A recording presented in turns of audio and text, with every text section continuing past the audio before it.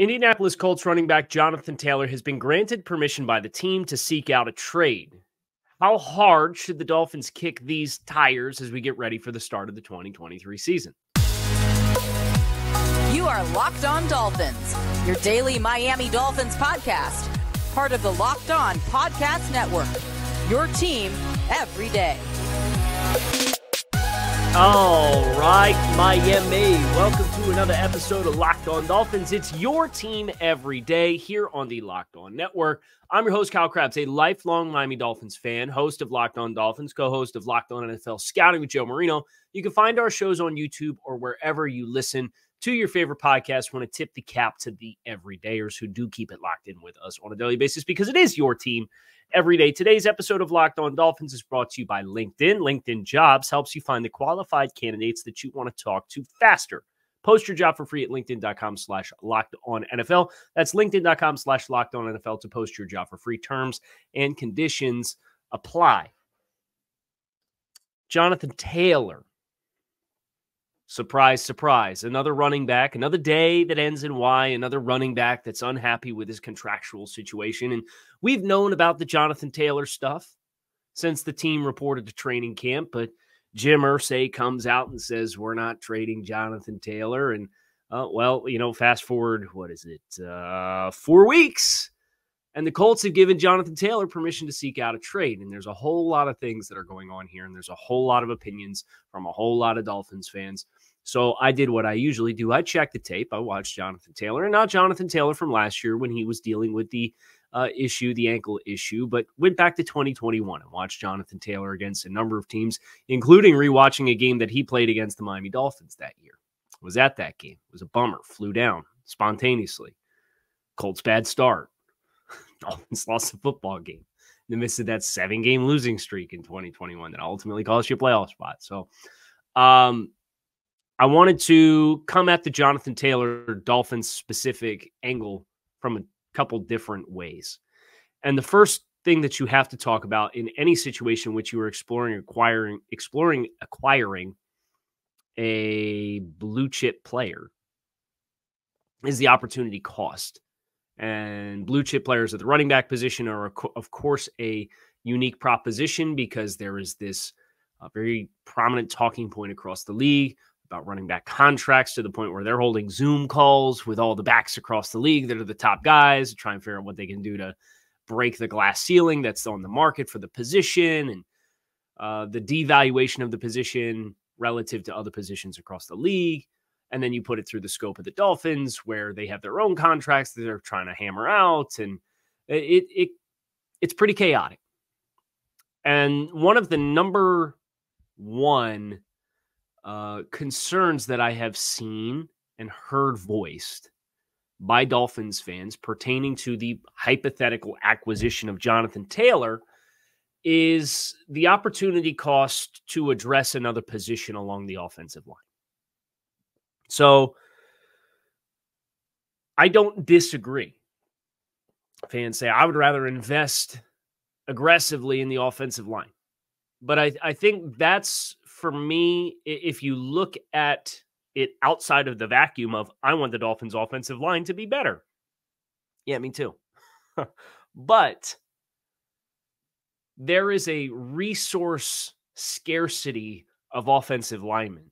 There's like 4 teams across the league that feel really good about their 5 starters, and that's it.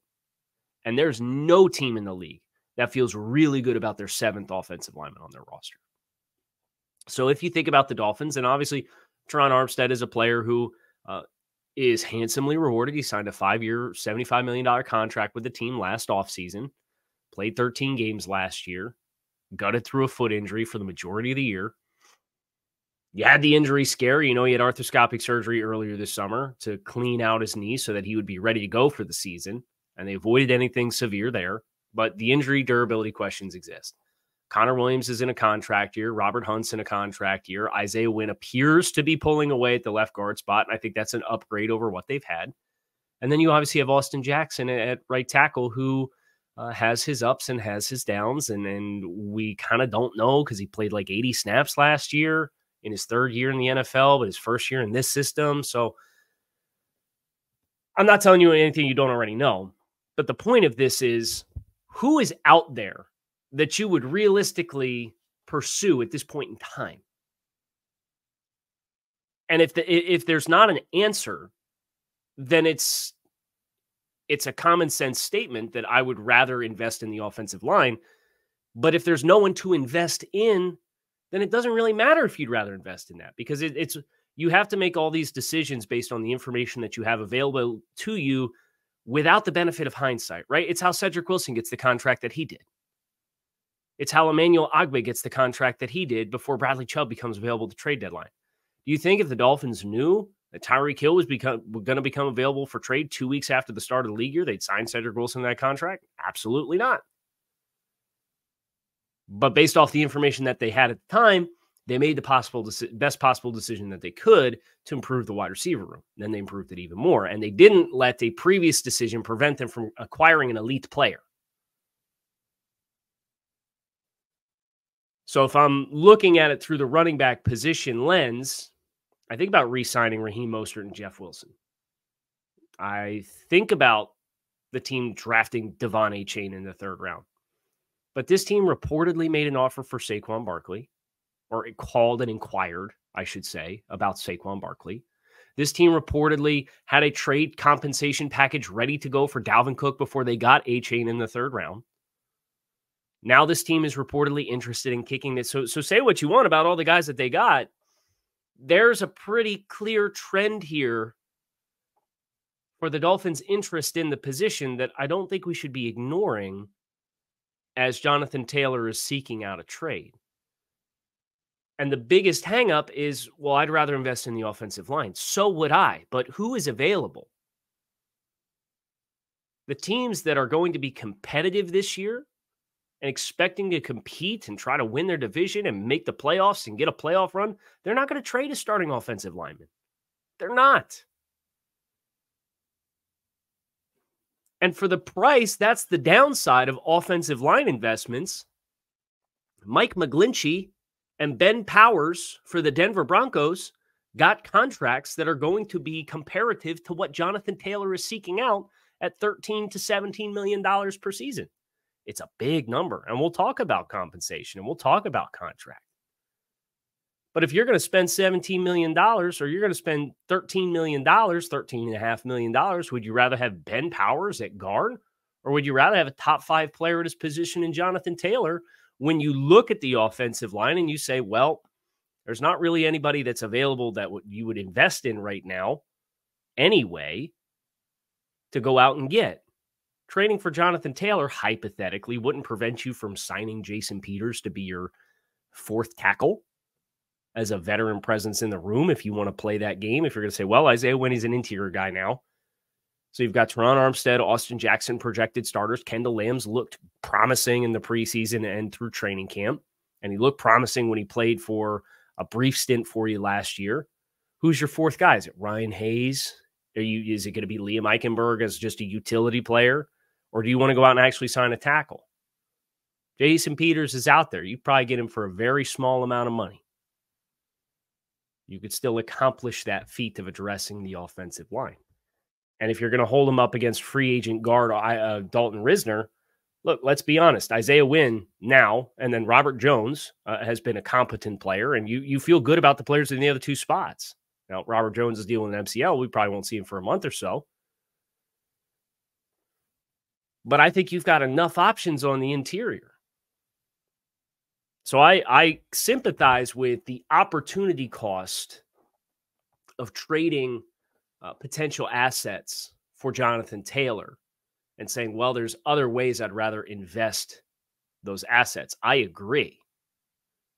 But it's only going to be relevant if there's players available to invest it in. And there's not a lot of teams that are trading quality starting offensive linemen. And the quality of what you would be getting back in return because of positional value is going to be proportionately less if you went that direction instead. So that's kind of my perspective on the opportunity cost. I agree with the concern.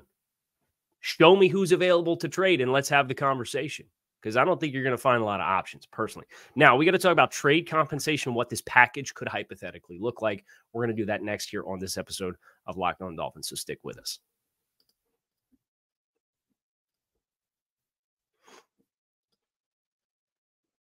Listen up, guys.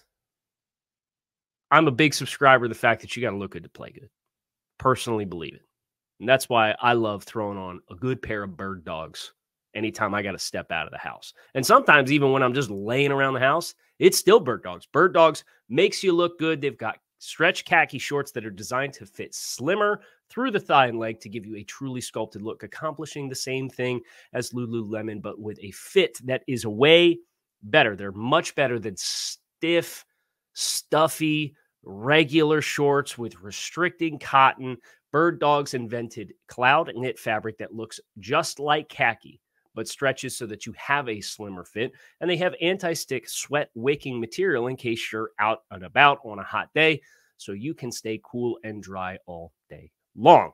Go to birddogs.com/lockedonnfl and enter promo code LockedOnNFL for a free white tech hat with your order. That's birddogs.com/lockedonnfl or promo code LockedOnNFL for a free white tech hat. You won't want to take your bird dogs off once you got them. I promise you that.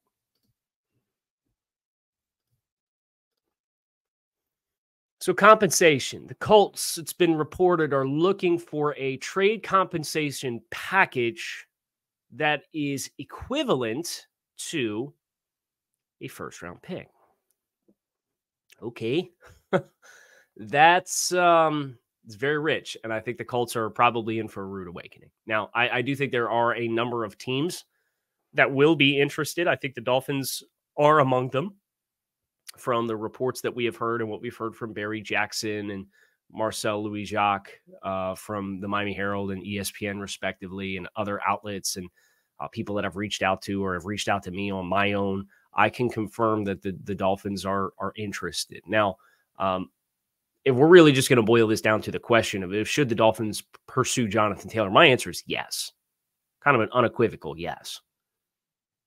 But it's not something that I would be irresponsible about pursuing. I would give an honest, firm offer to give the Colts compensation that they feel would be appropriate, but also not mortgage away my entire source of resources for next offseason. So how do you do that? How do you accomplish that? So I have the trade value chart up here with the acknowledgement that the Colts want a draft selection that is worth that of a first-round pick. Okay. Let's look at the picks that the Dolphins have currently scheduled for next year. They have their own first. According to the, what is this set off of, the Super Bowl odds? Yeah, so this is currently set off the Super Bowl odds. Miami's sitting at like the 25th pick in the draft. That would be, according to the old school Jimmy Johnson trade value chart, worth 720 points. Indianapolis's first scheduled pick from a Super Bowl odds perspective is the 35th overall pick. That's worth 550 points. So right there is a discrepancy of 170 points.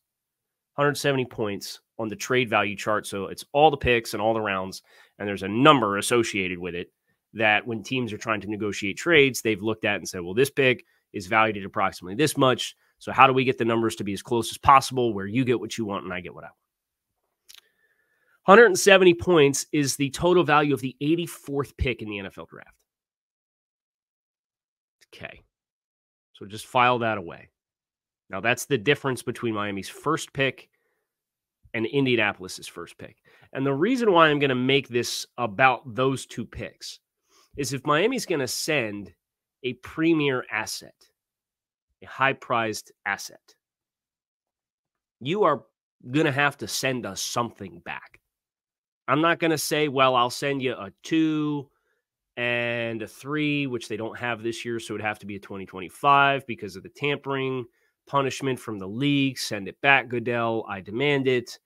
They don't have a 4 already because of the Bradley Chubb trade. So you kind of get into this slippery slope where, like, I'm not giving away picks and just not going to pick again next year because the concern, and it's another concern that's been raised, that the Dolphins are at the tipping point with how many draft selections that they've made, that they're going to have to start to infuse some more young rookie talent that is 3, 4, potentially 5 years of rookie contract money onto their books. I agree with that as well. It's a legitimate concern. So if I'm going to send you a draft pick, you got to send me a draft pick back. It's just going to be a lower draft pick. That's where this conversation starts for me.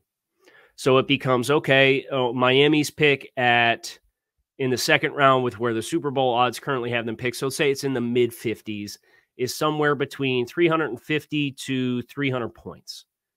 Well, the Colts have a pick that's currently projected to be at the very top of the third round.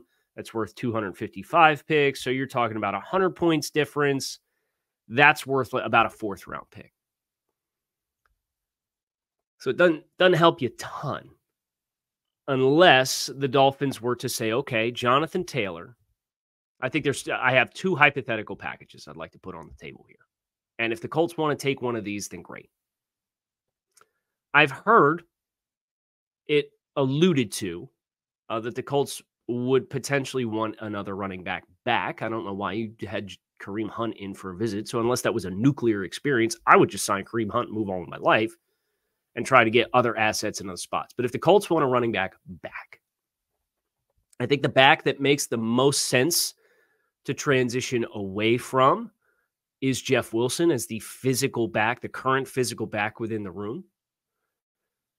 Would the Colts take Jonathan Taylor and their second round pick, which is currently projected to be top half of the second round? And if the Colts feel good about their ability to contend this year, which I think is within reason because the Titans and the Texans are in this division, and I don't think they're going to be particularly competitive.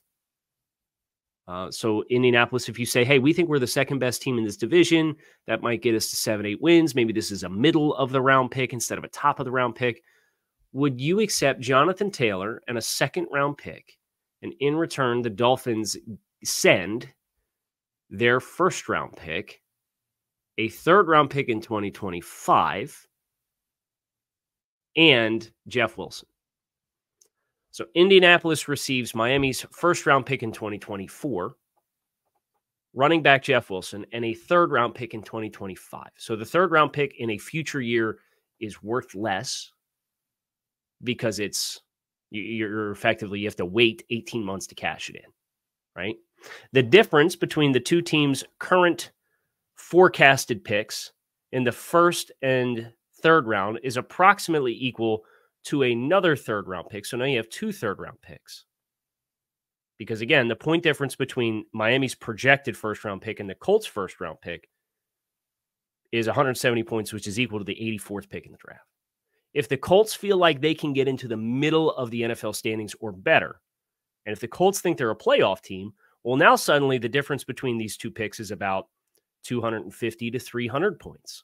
And that is worth a second round pick. So now you would be getting, if the Colts think they're a playoff team or a potential playoff team, you'd be getting a second round pick, a third round pick, and Jeff Wilson would be how the numbers would view it from the Colts perspective. And Miami's perspective, I think we're going to be, with Jonathan Taylor, Super Bowl contenders.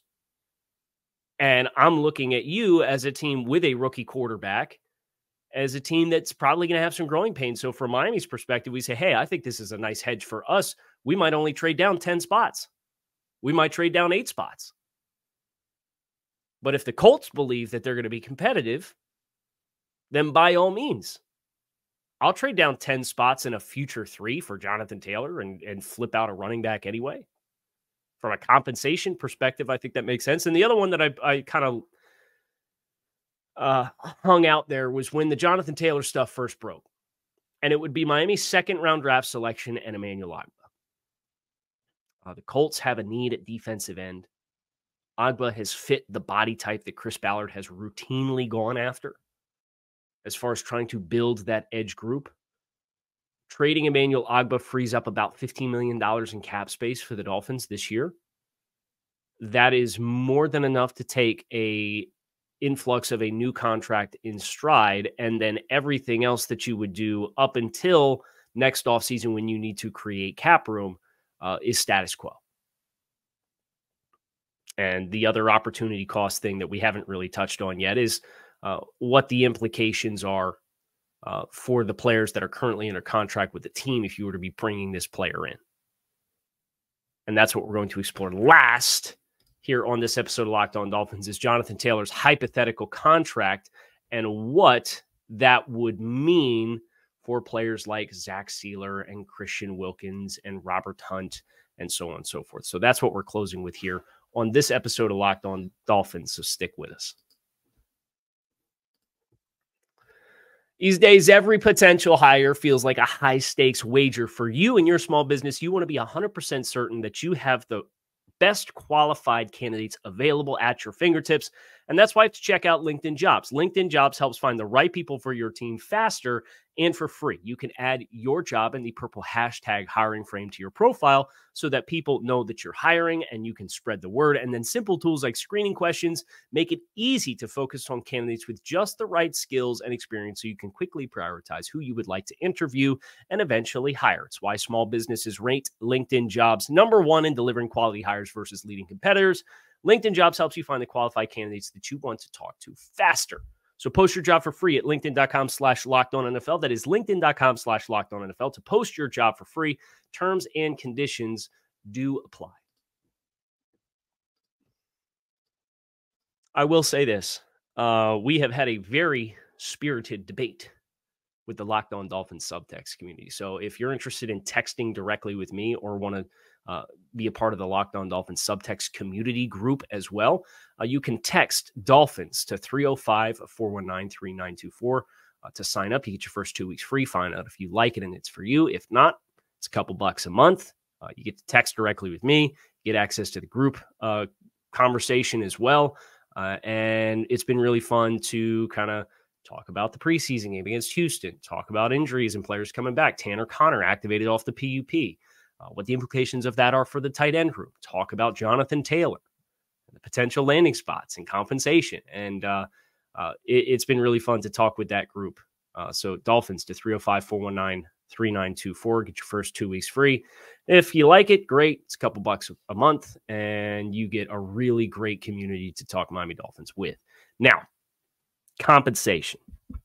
It's been reported Jonathan Taylor is looking to land in the upper stratosphere. I've seen numbers alluded anywhere from $13 to $16 million.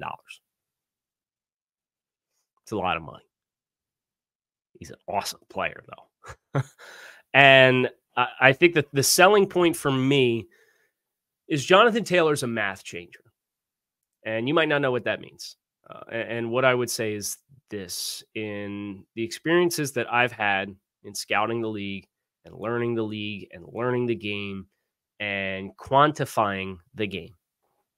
Joe Marino and I at Locked On NFL Scouting have done a project the last few years where we look at all the teams, we grade all the players, and then we ask ourselves the question, who are the math changers?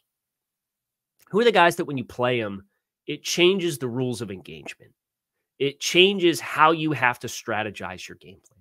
And Jonathan Taylor, for defensive coaches and defensive players and teams across the league, he is a math changer because he is an absolute freak of an athlete that is ultimate height, weight, speed, but he also has high-level instincts, high-level vision. He played in the zone system at Wisconsin that really stands out to me as well.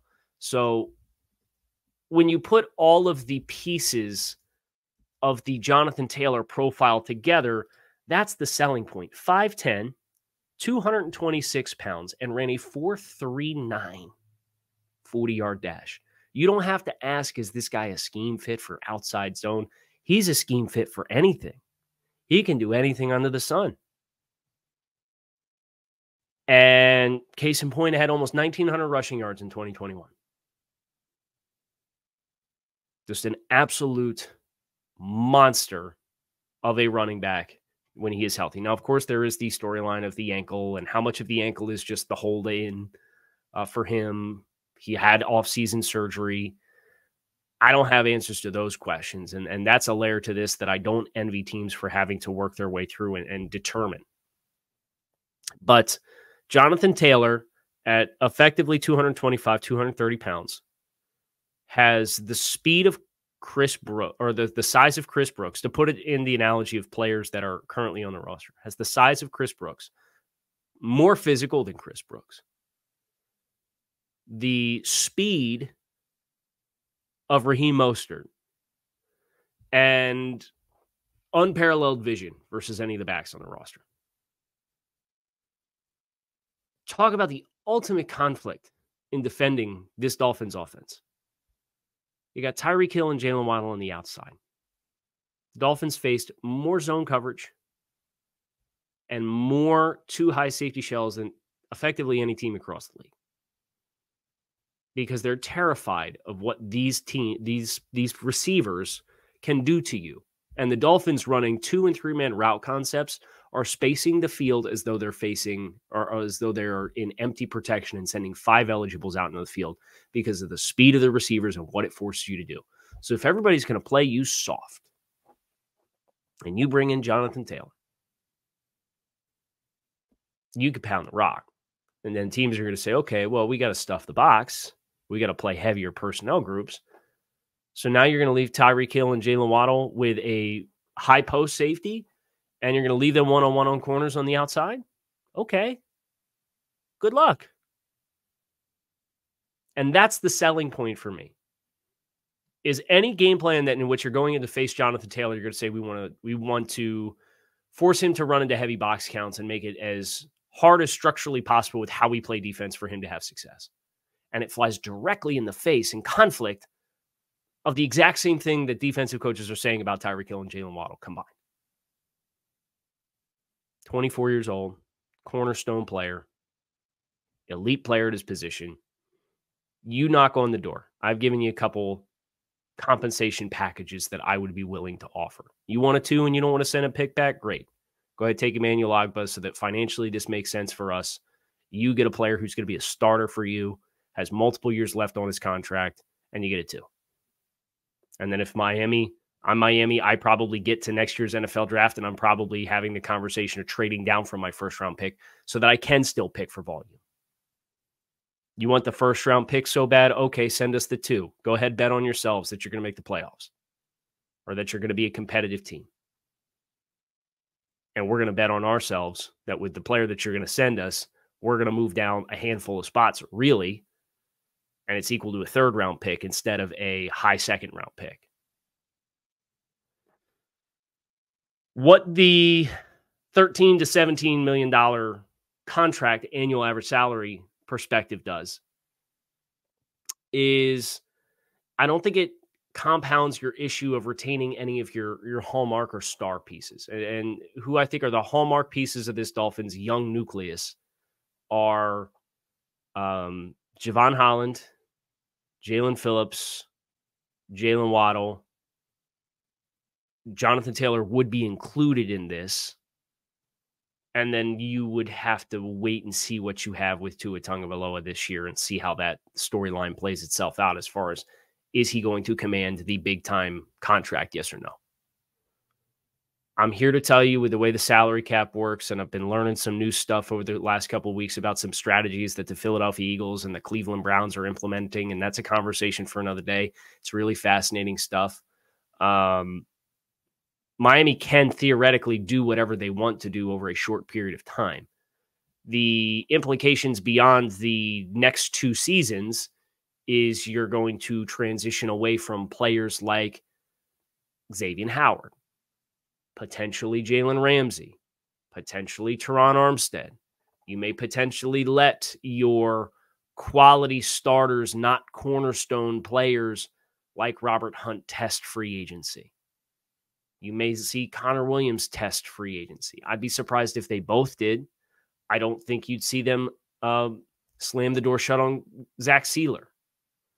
Now, you can pick and choose and prioritize, and you can retain all this. And the big important note is there's going to be a transition year sometime It might be 2024. It might be 2026. It depends on the success that the team experiences in the meantime. But what will be important is when you have the transitional year, what you've done beforehand is you have allocated enough talent and locked enough players in on talent. You're not flushing the system and doing 2019 all over again, because you're going to say it's 2026. You'll have I'm guessing off the age off the top of my head. You're going to have a 27-year-old wide receiver in Jalen Waddle under contract locked in. You're going to have a 28-year-old safety in Javon Holland locked in. You're going to have a 27-year-old pass rusher in Jalen Phillips already locked in under contract. Like, you're going to have these pillar pieces. So instead of going all the way back to this might be the worst roster of all time, you say, yeah, they might not make the playoffs this year. And then you eat, you know what, for a year, you transition through. And then you hopefully, when you did transition and buy up cap space, you were able to trade off a few assets. Then your floor, instead of being all the way down here at 2019, maybe your floor is the 2020 version of the team. And then you can build and spike again. It is cyclical.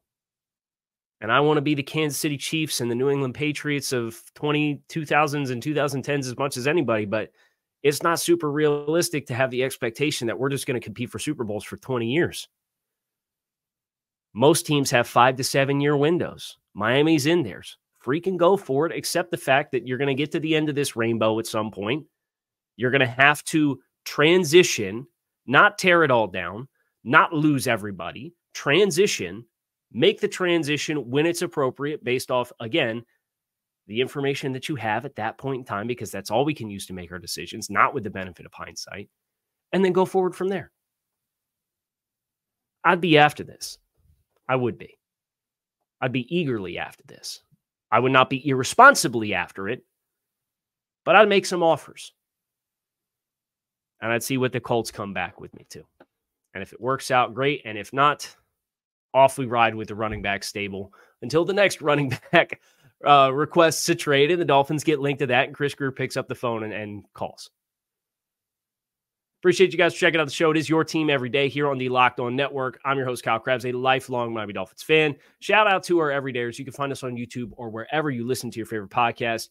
Y'all make it a great rest of your day. I will be back again soon to talk more Miami Dolphins football with all of you here on Locked On Dolphins. Fins up.